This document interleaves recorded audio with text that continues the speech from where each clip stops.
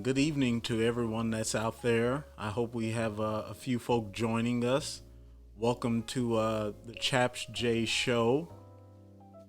You know, this is my opportunity to create a space where individuals can be heard and where you can be listened to. You know, I desire to be directly in contact with you. That's what this is all about. So feel free. In just a little while, you'll be able to talk with me directly. You can go ahead and wave at me in the live chat. Go ahead and say hi. Let me know that you're on. And also, you'll be able to call and talk directly with me. I want to hear your voice. I want to get a sense of how it is that you're feeling. Now, I do have a topic for tonight, but I want to share with those who are listening and those who are joining in to be part of the conversation that you do not have to call in to specifically talk to me about the topic. If there's something that's on your mind, something that you've been reflecting on, maybe it's something that's been tugging away at your heart. Or maybe you just say, I just need some life coaching, or let me run this by you. This is a great opportunity for you to do just that. Before I get started, I just want to also share with those who are listening and tuned in, feel free while we're sharing to keep in mind that those who, the civil unrest right now, and then also to keep in mind those families who are seeking shelter right now there in Texas and Louisiana, from the storm that is approaching and should be making landfall soon. Keep them in your prayers and your reflections on tonight. So before we get started, it's my hope that you will go ahead and share this link out. Go ahead, click the like button, and then don't stop there. Click share, because you never know who it is that needs to hear the conversation that we're going to have, and you never know who it is that might say, you know what, I need to be that person that can call in anonymously tonight and talk to the chaplain because I've got something that's on my mind, something that's on my heart and in my spirit, and I just need somebody that I can talk through it with. Well, that's exactly why we're here. So I'm delighted to see you on tonight. And we're talking just a little bit about a wonderful book by Don Miguel Ruiz Jr., which is entitled The Four Agreements. I'm really excited to talk about this book. Probably won't be the only time that we'll reflect on it, because this is just a snippet of a conversation that I've had with myself, and I wanted to invite you in on that conversation.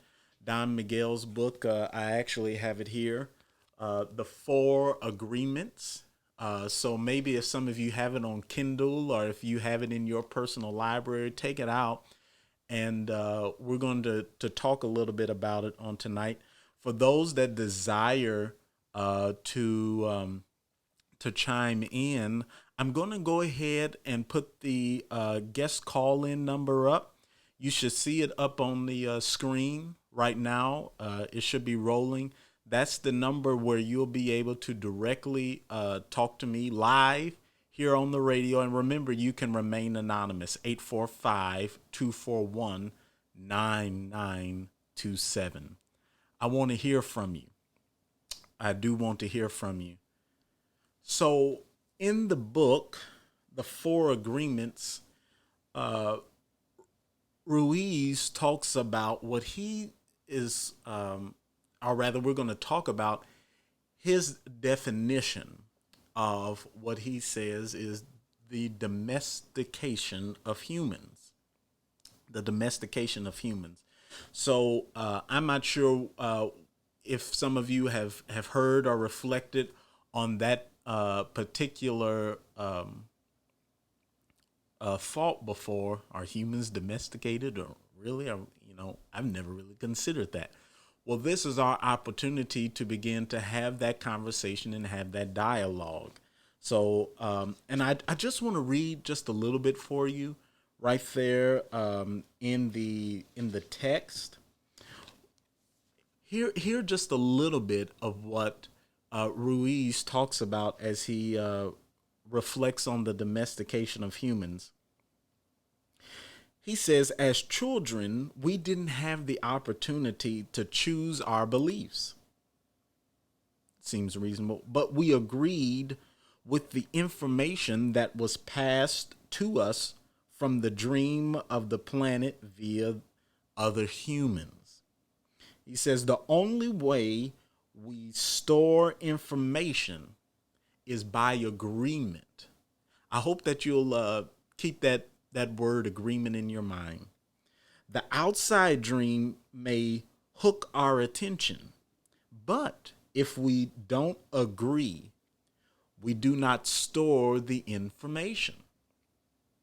Now, he says, as soon as we agree, we believe it. And this is called faith.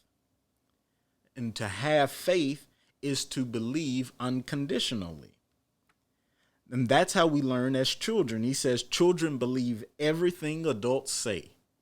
We agree with them, and our faith is so strong that the belief system controls our whole dream of life.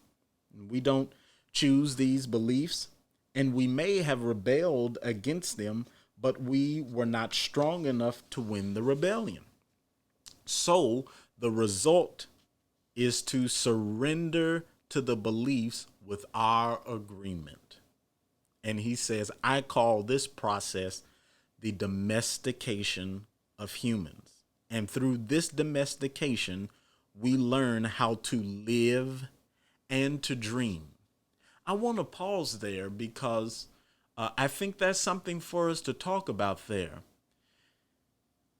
Do you feel in your own life that you, in your own way, have been domesticated? I want to hear from you. Chime in into the chat with me.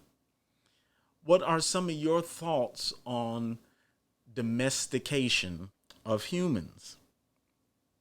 And what are some of the things that you learned as a child growing up?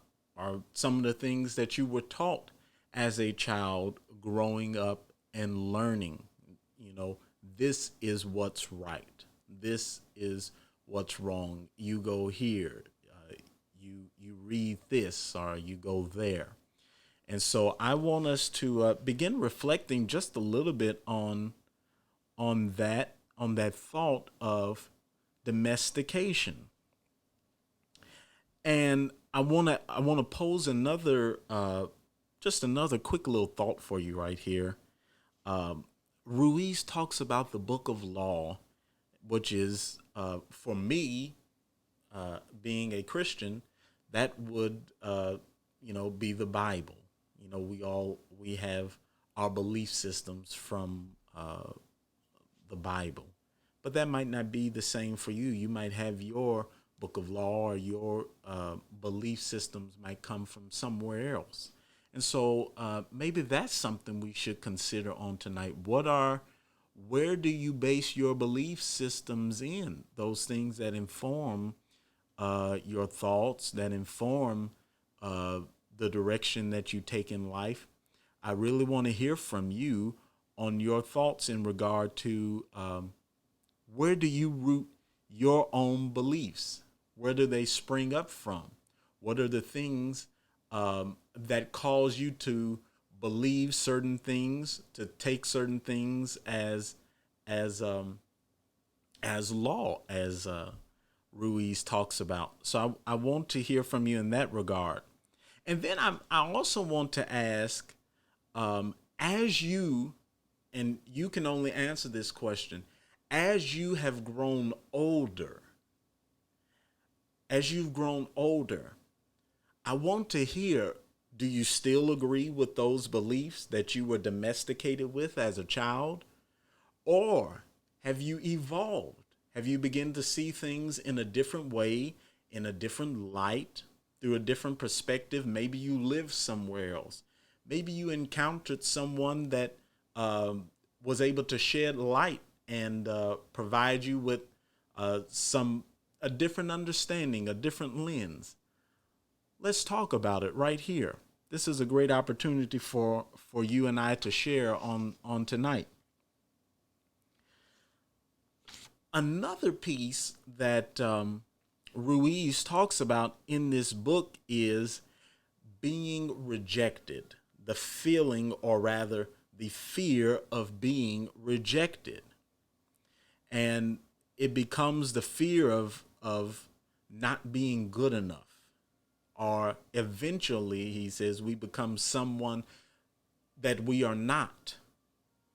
We become a copy of the folks who raised us.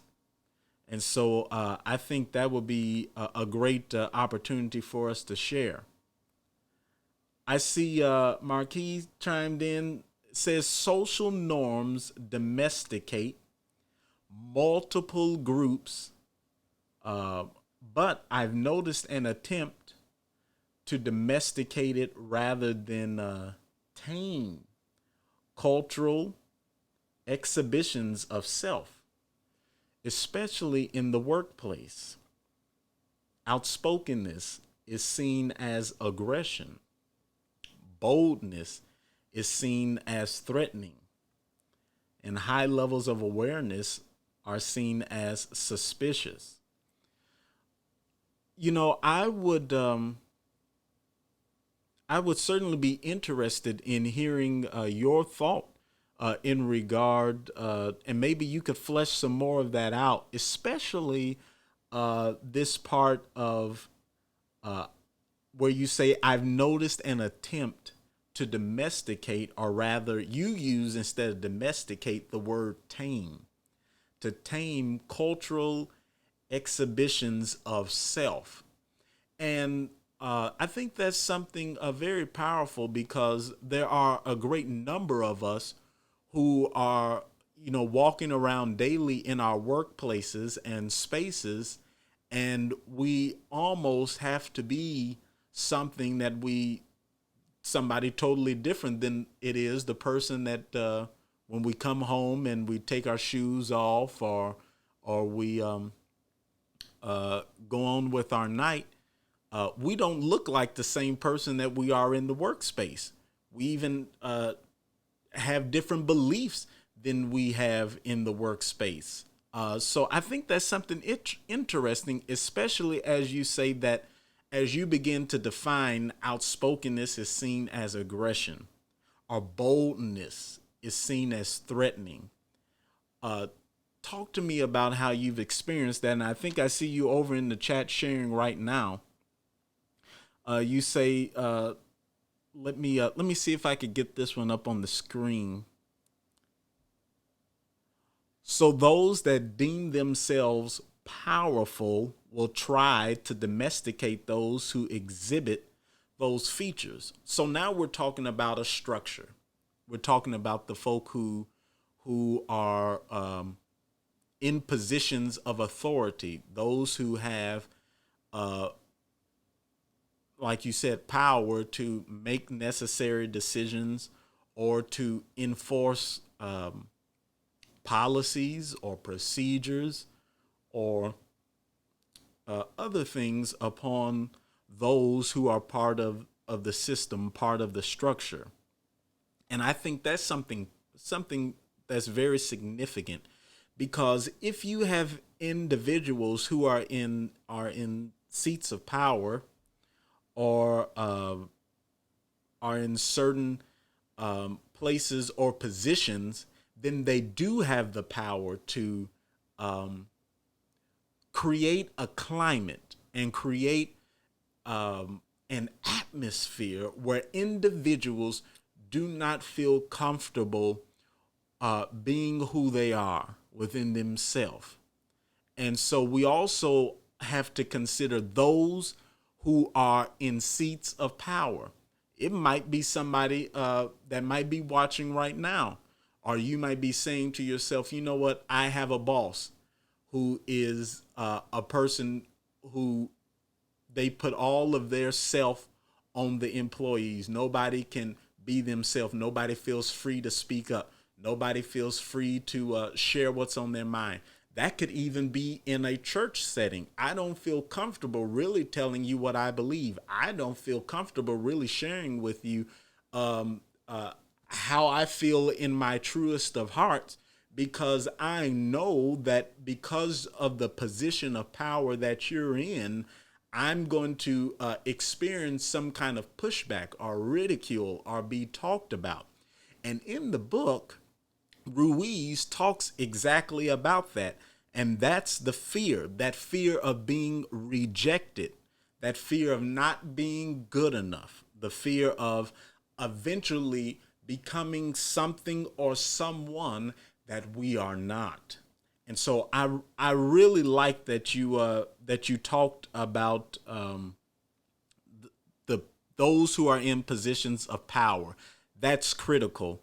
And I hope that I see that there are some others who are on the line, and I hope that you'll join in and join the chat so we can kind of hear what are some of your stories, what are some of the experiences that you have had with individuals who you might be the individual who's saying, I got to put on the suit, I got to put on the dress, or whatever you have to do to get yourself ready to walk into a space where you say, I just can't simply be myself.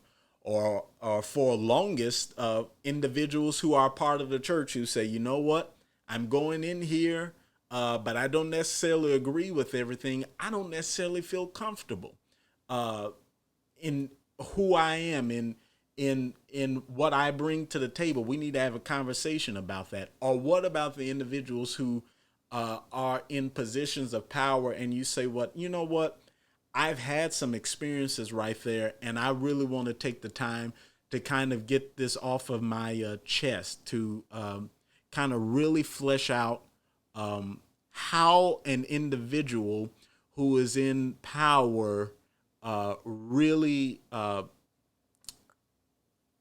affected my life, affected how I thought about things, how I carried myself, what I thought that I could or could not achieve. And we still have that. That conversation is still taking place right now. I would love to hear from you. Don't forget, if you don't feel comfortable typing in the chat box, I want you to feel free to use the guest call in number 845-241-9927. Feel free to use that number and call in and directly talk to me if you don't feel comfortable being in the chat box. Go ahead and call that number, and you can take part anonymously. Remember, I want to hear voices who desire to share. And this is a safe space. So, like I said, you don't have to give your name or your hometown or where you're from and all of that. You could just simply call in and say, hey, I'm one of those individuals who has struggled with saying, I was taught something that I don't agree with, or I am in a position right now where I'm not able to truly fulfill who I am in my own life because of my boss, or because of the person who's in leadership, or because I have a fear of being judged or ostracized or moved to the side. And none of us should have to feel that way. All of us should feel welcomed and comfortable with sharing who we are, what we believe, and this is a great opportunity for you to begin fleshing out some of those thoughts so that we can share. I want to put up Marquise again. He says he talks about with policy. Unfortunately, most policy is phrased and articulated such that it excludes the natural display of ethnic and cultural diversity. And I believe that can be very much so true. And I want to submit to those that might be struggling with that. Don't forget that what makes all of us special is that God has created us. The Lord did not create one type of flower. The Lord did not create one type of tree. All of us bring something to God's symphony, something to God's orchestra. We all add it. And the reality of it is, if you are out there and you're listening to me right now, and you say, I've been struggling because I have felt ostracized, or I've been trying to live in this bubble that I was domesticated to live in, but I'm not comfortable. It's hurting me. I feel sad. I feel alone. I feel that nobody hears me. I want to suggest to you tonight is an absolutely great night for you to begin having the conversations. How do I free myself from what they told me I was, or from saying that because you look a certain way that you're not welcome? Well, the truth is God created all of us in God's image. And that image is absolutely beautiful. And I want you on tonight, wherever you are, to begin embracing yourself. Embrace every part of yourself. Love yourself and remind yourself on a daily basis, I am a child of God. Now, for those that might not be of my faith tradition or my faith background, which is a Christian background, in whatever way that you can affirm who you are, I want you to begin doing that on tonight. Affirm yourself.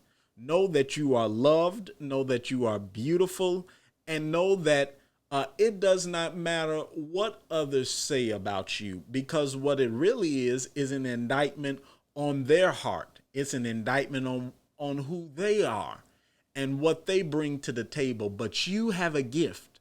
You have something unique that I cannot bring. You have a voice, something that I cannot bring, and I want you to fulfill everything that God has destined, or rather ordained for you to fulfill. And so I think you lift a great point for us. A natural display of ethnic and cultural diversity, I believe, should be celebrated. Why? Because every instrument in the symphony, in the orchestra, is needed. And if you're not playing your part, we're missing something. I need all of us playing a vital, vital role. That's the role that the Lord intended. I want to lift this question for those, and it might pique this interest. You know, there are a lot of individuals who stay in situations, or rather they stay in that domesticated place, because a part of the domestication process, as Ruiz talks about, is if you do this, you get a reward. Do you still enjoy the rewards? Does it feel the same? You know, growing up, it was, if you do this, okay, good, you get a treat. Or if you do, I don't do something that the family likes, or something that I was raised to do, okay, well, now you're punished. And so that continues. In that domestication, is it worth staying in it for the rewards? Are the rewards still vital to you? Do they still affirm you? Do they still provide something for you in life? what have been some of the rewards, or maybe you've never experienced it. I want to know what's on your mind in regard to do you feel that? Matter of fact, we have a lot going on right now uh, in regard to just the state of our nation, and there might be some who are crying out, saying, you know what, I was taught to do this, to be this certain way, and if I do this, then I will receive a reward. And what happens when that's not the case? What happens when we experience something different? I think we've got Kevin that's joined us, that's sharing with us. Uh, Thanks so much. The need for the reward seems to be, at times, the only thing that brings people to a task's end. Now I think that's really interesting. Thank you for sharing that, Kevin. The need for a reward. Do people really need a reward? Is it really worth it? I mean, I can just reflect now and say to myself, there were some rewards where I thought I might have would have wanted, and now that I look back on it, I say to myself, wait a minute, that's not all what I thought that was going to be, or that's not a situation that I would desire to be in. That reward of, if I follow this path, if I do it just this way, then I get that. But to Kevin's point, there are some folk out there who are so trained that's the only thing that gets them to that place. And is that truly a way to live? Is that truly a way to experience life? Is that if I can just finish this up, if I just do what it is they tell me to do, at the end of it, for some, I get a little treat, or there's a little candy waiting for me on the other side, or somebody might mention my name, or I might get a new position, or I'll finally feel as though I've arrived or achieved. I would love to know, is it really worth that? Is that a way to live life every single day, that you get up and lay down? Every single day that for me, the good Lord gives me strength to get out of bed.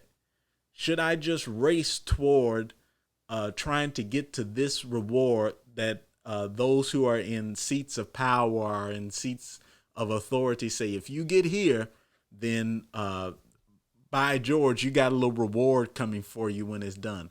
I'm not so sure at this point in life that I believe is worth it. We've got another one. Hi, Paulette. Thanks for chiming in. We are raising a generation of children who are dependent upon rewards. We are setting them up for disappointment. I can agree with you.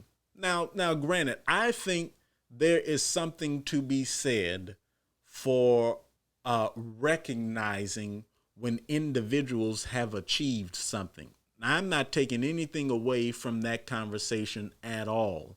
But I do think that between you and I think what Kevin was sharing, there can be a setting up for some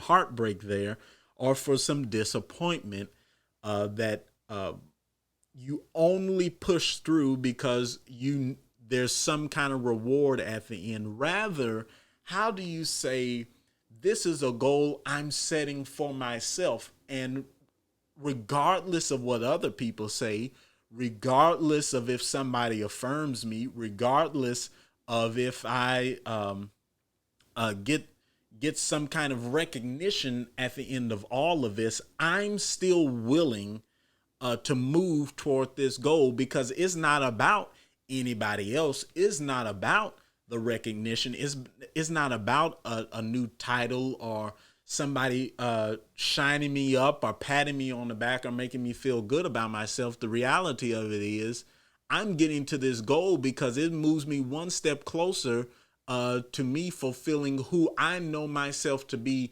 inside, whether that be college, whether that be moving up in the ranks in the military. That could be entrepreneurship, or maybe that could be fulfilling a life's goal to write your own book or to cast your own film.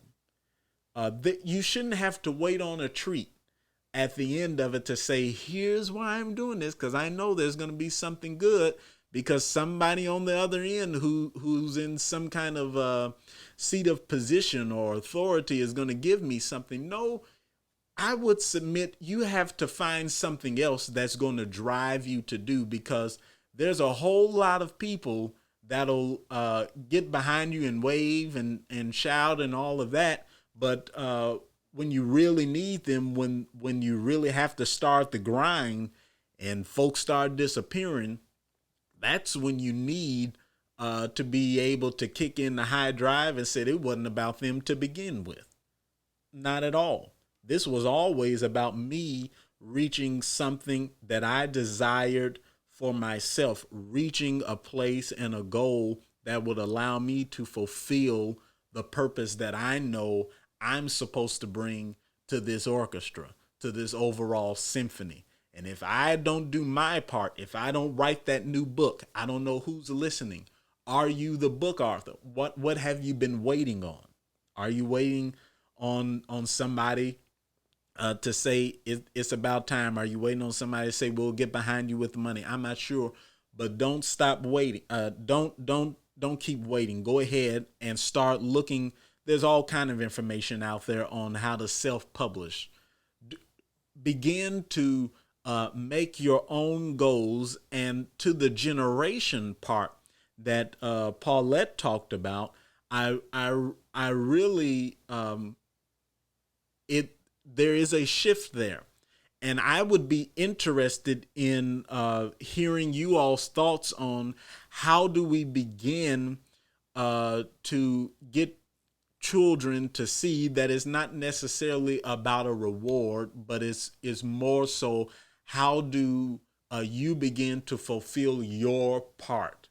How do you begin to move into what it is that you are destined and desired to fulfill? I see Paulette show up here. You suggest Paulette says we go overboard. Everybody gets a trophy, and there has definitely been a there's definitely been a season of everybody getting something. There's a first place, a second place, a third place, a runner up, a runner to the runner up, and that can become overwhelming. And you let me put it back up there. You say you do have to have stamina. Thanks, Paulette, to keep trying. Now that's real. And that's why I want to go back to lift that part where I submit, what are you drawing from? What is it that you are drawing from that allows you to have that stamina? And if you're only pressing forward so that you can have somebody, dangle some shiny object at you at the end of something, well, then I think you're spinning your wheels. I think you're just absolutely wasting your time, and you are not going to live the life that you truly could if you would begin to tap in with and say, you know what? Here is what I know the Lord desires of me. And regardless of what folks say, I'm going to fulfill my role. And my reward is the fact that I'm walking it out daily. I'm not having to live in the box. I'm not having to live in what folk think ought to be, who they think ought to be, how they desire to see me. Rather, I'm walking it out because this is who I am. And that's something far more empowering than waiting on anybody to give us a reward. Now, Kevin asked this question down here in the box. I hope that you all are chatting amongst each other. Kevin, let me put it up here. My goodness, that's a little big. Let me see if I can bring it down just a little bit there where we can see it. I'm gonna kind of move it out of see if I can move it out of my way. Now it just disappeared there. There we go. But you asked the question, is it generational? Who has not done something for a reward? Now, I think that's something. Could it be the limit of the definition of reward? Kevin, let me go on and keep reading this. You work hard at school for an education that gets you a degree. And those are rewards for work completed. You work hard, maybe some extra hours, and you save up your income to purchase a home. Is the home not a reward? A reward, simply put, is a positive result from an action, similar to how a consequence is a negative result of an action. Now, let's see what this part here that Kevin says. I'm going to put it back up there. It disappeared because I want you all to be able to read it. If anything, Kevin suggests, if anything, the younger people today are looking for a more immediate reward. Not that they are impulsive or undisciplined, but they have been fed things in such an immediate manner that they are unable to wait on the investment of the effort to build a greater reward. Now, I think that's something interesting because Kevin moves it from a generational issue and says, you know what? Everybody along the way, because probably of the domestication, has been looking, for the piece of candy or the trophy at the end of it. And he goes, and then he says, but you know what? You really, this moving, because the generations have begun to move quicker, and we've in that microwave phase of life where we want things or expect things so much quicker, that there's not a great amount of energy put on investing in the effort and waiting on it to build for a greater reward. Now, I think that's so true, Kevin. And there's absolutely nothing with what it is that you shared that I would disagree with, because there is a greater sense when you have done your very best to build and to bring your own dreams and desires into fruition, but nothing happens overnight. And we can see that across the board. Things have taken time to change. I just heard, I just saw that someone asked about, this is Wendell Campbell, Reverend, good to see you. How do you view our current American condition? I honestly think that what we were just talking about shares just a bit of what we have going on. There is going to be no quick fix to what's transpiring within the country right now, because those are deep hurts, deep rooted hurts, and it's going to take time for individuals to first be intentional. They have to be intentional, whether it be in for me, how do I reach out to other ministers or other preachers who I know do not have the same theological reflection that I do, and say, you know what, we have some disagreements, but we got to sit down and come to the table. You have a different lens than what I do, and You might not have heard the lens that I share from. And so that could be from a church perspective, from a village or a community perspective. That could be from a work environment. You know, there's going to be no quick fix to it, because when there's something so deep rooted, things take time. But I think the telling part will be whether or not individuals desire to take the time, or do they become satisfied with the quick fix. And I would submit for, if it were me, for a country that is has so many possibilities, we wouldn't desire to have the quick fix, but rather we would desire to take the time necessary to ask the hard questions, take the time to say what mechanisms have been put in place that we do not necessarily agree with, and how do we begin to move forward to make necessary changes for the continued growth of this wonderful freedom that we have and land that we have called America. I want to highlight Kevin. This is a different Kevin. Kevin McKnight. Think this is some family here. I know it's family. He says to set goals would require one to have aspirations to accomplish something. He says we are a society that has fallen in love with existing, not purposeful living. And I think that's something to be said there. Now, what I would reflect on with is what happened that has caused individuals to lose a purposeful living, or rather, as scripture says, I come that you might have life. Because I really think there's something different there. It's one thing to live. We have a whole lot of people out there who are living.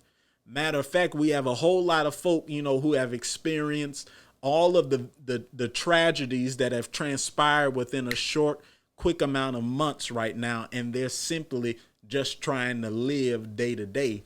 But I think scripture takes that takes a different lens upon that and says, I don't simply want you to live, but I want you to have life. And if we tag that with purpose, your purpose, purposeful living, well, then we have to ask the question, who stymied people from finding or discovering their purpose?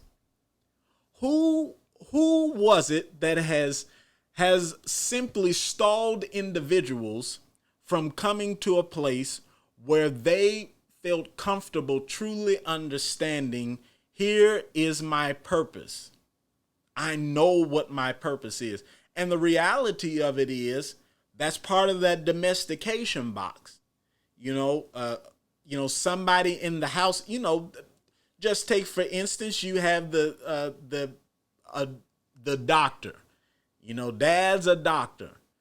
Okay, you're going to go into being a doctor. Well, I might not want to be a doctor. Okay, but you're going to be a doctor because this is what, we do. Are you going to be a lawyer? Are you going to be, you're going to stay in the family business? So you're going to, where or who is the question I would pose to those who are taking the time to share. Where or who has stymied people from saying, you know what, this is my purpose? And I would also ask the question to those who are chimed in, are you living into your purpose? Do you think that you have made it into that lane? Or are you still trying to arrive there? Did you take some detours along the way? Was there some experiences that you had that kind of, knocked you into a place where you could finally say, well, it took me losing this job over here, or, well, it took, this relationship closing over there, or this group didn't want me to come by anymore, so now I'm over here.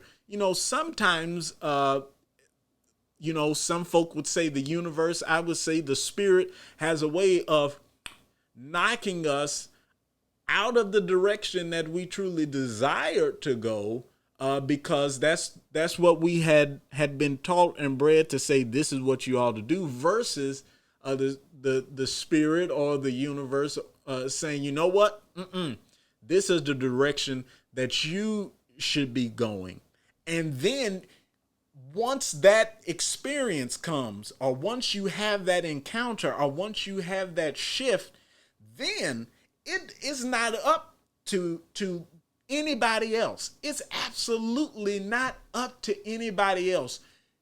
Now it's up to you to say, what, I'm going to be comfortable saying, you know what, I chose not to be a doctor. I did choose to be a lawyer because I love to argue. I love to rebuttal. I love to speak on the behalf of people. I love to see those who are the least left out and the lost of these have a voice when it comes to the justice system. You have to be able to say, I'm comfortable saying I took a different path. And sometimes, even for Christians, that's a hard road to hoe. It's difficult. It's rough, because that's when, as Ruiz talks about, that fear of being left out, being cast out, pushed to the side comes in. Well, what are they going to think about me? What are they going to say? Will I be able to still, stop by on Thanksgiving? All of the crazy questions that start coming up in people's minds start coming out when we start saying, you know what, I want to embrace that I do desire to go this direction, or the Spirit has moved me in the direction to fulfill my purpose. As Kevin offered up, how do we begin to embrace it and say it doesn't matter what the peanut gallery says? Because there's always folk in the peanut gallery, my goodness, and they always have something to say, and they always seem to have the best answer, and yet their lives always seem to be a mess. Well, how do you say to yourself, I'm not going to worry about the peanut gallery anymore, but I'm going to move forward and go on about my business, because I know I am walking in my purpose, because I can feel it. I have finally tapped into it. So I would suggest, if you're somebody who's been stalled or delayed, or you're asking yourself the question about the purpose, about moving toward the goals, begin to assess, where are you in life? I want to, it looks like Paulette shared here, could your purpose change? Could it be like a season in life? And I think you lift something really positive there, Paulette, because the reality of it is seasons do change. We continue to change because we're human. We continue to evolve. That saying, and it was cliche, I don't think the way I used to think. I don't go the places I used to go. I don't say the things I used to say. Well, that's reality. Why? Because I evolved. because I kept growing.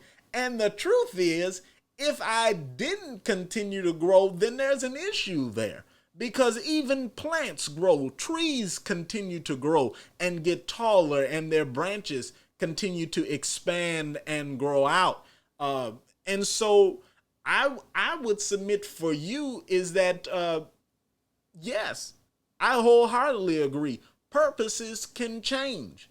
And sometimes it might not be about necessarily the purpose changing, but rather it might be about the purpose being placed into a new sphere that you didn't realize it was going to go to. But the track you were on provided you with the necessary tools to begin to move into this new lane of experience. And so I think you are really on to something there. looks like Wendell shared with us that detours happen, but God can bring us back, and that's absolutely real. That's where I was talking about that little nudge, the little, that little knock into place where some people you need those opportunities to be able to travel down a different direction, and then have an opportunity to say, you know what, I've experienced it, and I know that's not where my heart is. Now that's where I would say, as a church, as those who are a part of the Christian belief, that's where we do some folk just absolutely wrong, because we go a different direction, or they decide to go a different direction. They take a different path than what some folks say we agree to, that domestication piece there, and then we just leave them out. We don't ever try to include them. Or if they come back and they have some differing opinions or differing beliefs or new experiences that we hadn't had because we didn't take that path, we don't even take the time to listen. We don't even take the time to hear them out and to say, well, share with us what it is, because the truth is they might have something that can enhance us, something that can cause us to grow, something that can cause us to move forward. And so I want to say, I do agree. I think the Lord, we can all take detours. Detours do happen, but it is absolutely something when you can begin to take a different path, and the people who you grew up with, the people who raise you, the folk who you work with on your job, those individuals, they can begin to celebrate you. Now that's something more meaningful, and I think that takes village to the level where we truly desire for it to be. Here is Kevin shares that the freedom of choice is often its own prison. I wonder if you can share just a bit more where you're going with that. I want to see if it'll help me kind of, I want to see if you will flesh it out and help me better understand what it is that you're considering as you talk about freedom of choice is often its own prison. I want to hear what it is that you, where it is that you, what lens you're coming through with that, and that way we can better talk about it. I hope that for those of you that are on, that you have clicked the like and the share button, and that you will make sure that you share it out with some folk and let them know that we are live. And we've got just a few minutes left, but the conversation has I think has been good. I want to let me lift this, because Paulette has lifted an experience where she talks about Michael, who feels that way about funeral service. And for those that know me, know I do have a true heart for those who are in the service industry. But she says that he's happy working in the ME's office. Now let me say that I think that is something so unique. Now look at the kind of doors that open when Michael says, you know what, I'm going to take a different path. Because the truth is, we have so many individuals on one side of it, but now he moves into a really unique position, something that is needed within the community. And I think that should be embraced. So thank you for sharing sharing that, Paulette. I think that's really meaningful. So if we have some other individuals that just came on the line on tonight, we've just been reflecting on several different things. We've talked about goals, about whether or not rewards are really worth it. Should you live your life, seeking some kind of reward? What is it that drives you as an individual? I would suggest to get up out of your bed daily. What is it that causes you to move forward? Are you waiting on somebody to pat you on the back? Are you waiting for somebody to say, you did a good job, great? Are you willing to begin to say, you know what, I'm striking up and going my own direction? And regardless of what other people say, regardless of whether or not individuals, even those who are in positions of power and seats of authority say, you know what, you can't go there. You still say, I'm going to be, as some might say, a trailblazer. I'm gonna move forward because this is who I am. And the beauty of that is that we do not all need to look just alike. Matter of fact, I don't want you to look just alike. I really can't stand churches that try to look just alike. Everybody's got to have this or they got to look like that.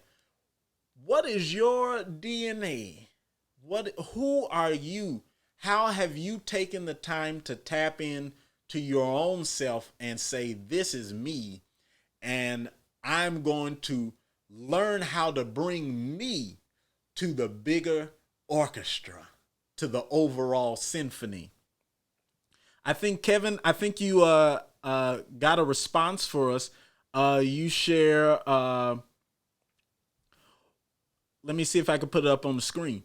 When there are so many options a person can take in life, the burden of which is the most correct or which is right and why becomes such that it is easier to not decide at all. Now, I think that's really interesting. Now, I would suggest, I don't necessarily disagree with you that there are a lot of options, because there are a great number of options. There are a lot of paths for individuals to take in life. What I would submit for you is that some of the onus has to be on the individual to take the necessary time.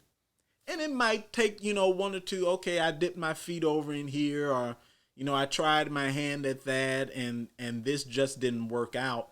I would really suggest that it's going to be up to the person to take the necessary time to say, I'm going to find out best I can what my purpose is. And once, I think I have some idea, I'm going to start moving in that direction. Now, earlier, somebody commented, I think it was Paulette, that shared, what, purposes can change over time. And I don't disagree. And I think that's exactly where I would go with what it is that you lifted, Kevin, is that along the way, because we have so many options, it doesn't necessarily have to be a burden, but it does take responsibility for the person to continue to say to themselves, I need to make sure that I'm hearing as clear as possible, that I'm spending time to continue to assess where am I at in my life right now, because where I'm at right now, more than likely, is probably not where I was 5 years ago. The things that I agree with now or disagree with now are probably not things that I agree with or disagree with, 5 years ago, and so on and so on. And so I believe there is room for growth. And if your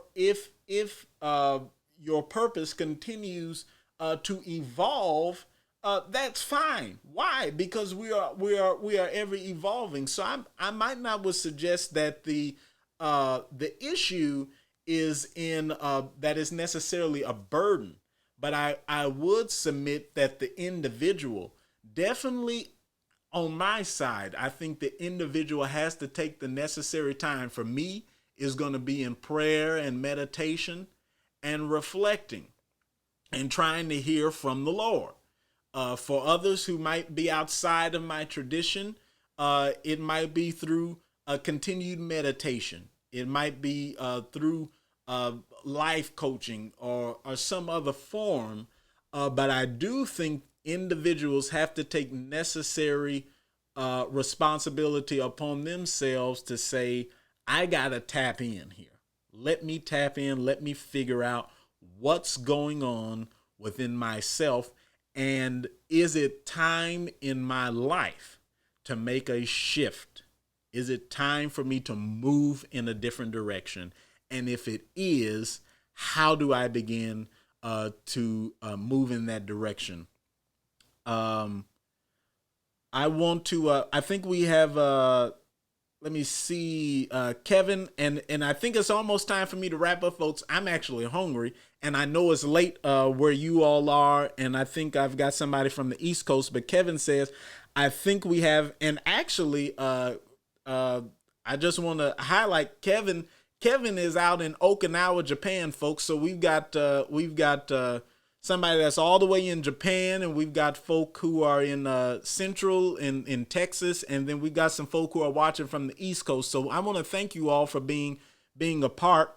I want to highlight Kevin McKnight, my family says, I think we have to trust God so much that even though he brings you to the uncomfortable, you realize that being with him and following him will give you comfort through any situation, even through the crowd, even though the crowd may not be on board.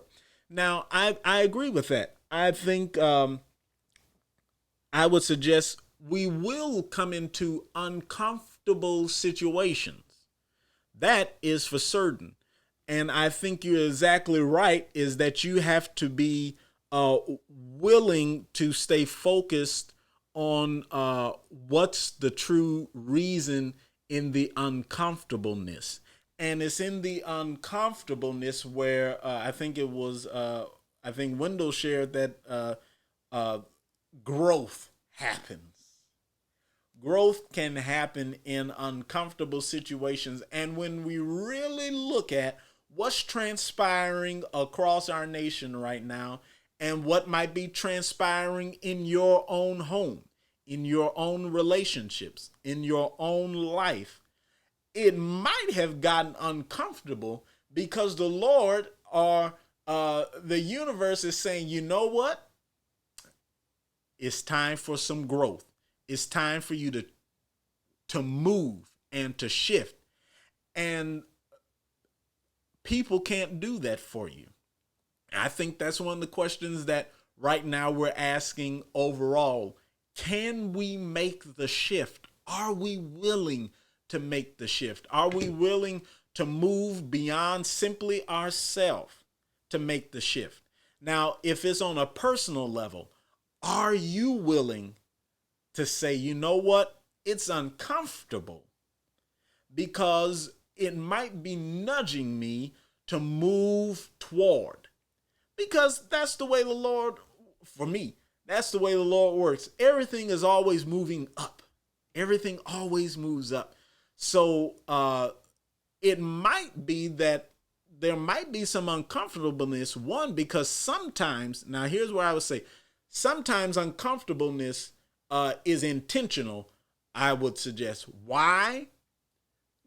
Because we've been in that place too long. We've been in that situation too long. And it might just be time for you to get on up out of there. It might be time for you to change things up, to rethink, to re-envision, or to take that necessary time to stop, reflect, and begin to ask the necessary questions. I absolutely think that that's right on the money. You have to decide, and nobody else can make that decision for you. And the truth is, the real reality is, once you make the decision, once you decide within yourself, here's where we're going, here's where we're headed, once you get over into it, oh my goodness, the feeling of relief is just undescribable. It's absolutely undescribable. And I would suggest that